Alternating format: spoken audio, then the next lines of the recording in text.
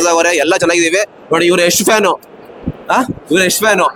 ಮೊನ್ನೆ ಇನ್ನೊಂದು ವಿಷಯ ಹೇಳ್ಬಿಡ್ತೀನಿ ನಾನು. ಮೊನ್ನೆ ಯಾರೋ ಒಬ್ಬ ಟ್ಯಾಕ್ಸಿ ಬಗ್ಗೆ ಹೇಳಿದ್ದ, ಟ್ಯಾಕ್ಸಿ ಬಂದು ಹೋಗ್ಬಿಟ್ಟು ಪೋಸ್ಟ್ ಹಂಗ ಹಾಕಬಿಟ್ರಿ ಹಿಂಗ ಹಾಕಬಿಟ್ರಿ ಅಂತ. ಯಶಣ್ಣ ಫ್ಯಾನ್ಸ್ ಹೆಂಗಿದ್ರು, ಸೈಲೆಂಟ್ ಆಗಿದ್ದವ್ರು, ಹಂಗೆ ರುಚಿ ಗೆದ್ಬಿಟ್ಟು ಇವಾಗ ಯಶ್ ಅವ್ರು ಏನ್ ಹೇಳಿದಾರೆ ಗೊತ್ತಾ, ನನ್ನ ಅಭಿಮಾನಿಗಳು ಇನ್ನೊಬ್ಬ ಇರೋ ಗೌರವ ಕೊಟ್ಟೆ ಇಲ್ಲಾಂದ್ರೆ ನನ್ನ ಅಭಿಮಾನಿ ಅಲ್ವಾ.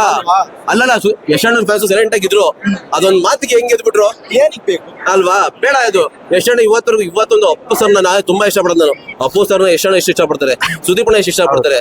ಅದು ಲೆವೆಲ್ ಯಾವತ್ತಿದ್ರು ಇಂಡಸ್ಟ್ರಿಗೆ ದೊಡ್ಡ ಮನೆ ಅಂದ್ರೆ ದೊಡ್ಡ ಮನೆ, ಇಂಡಸ್ಟ್ರಿ ಪಿಲ್ಲರ್ ಅದು.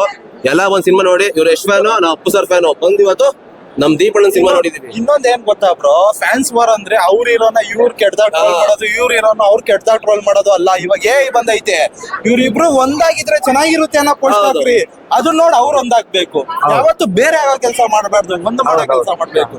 ಅದನ್ನ ನಾವ್ ಹೇಳೋದೇನ್ ಹೇಳೋದು. ಯಾವ ಸ್ಟಾರ್ ವಾರ್ ಅಲ್ಲಿ ಕಾಂಟ್ರವರ್ಸಿ ನಮ್ಗೆ ಬೇಕಾಗಿಲ್ಲ, ಎಲ್ಲ ನಂಬೇರಗಳೇ ನಮ್ದೇ. ಒಂದಂತ ಹೇಳ್ತೀನಿ, ಇವತ್ತು ಬಾಕ್ಸ್ ಆಫೀಸ್ ಧ್ವಂಸ, ಥಿಯೇಟರ್ ಎಂಟ್ರಿ ಕೊಡೋದು ಬಾಕ್ಸ್ ಆಫೀಸ್ ಭಾಷಾ. Thank you.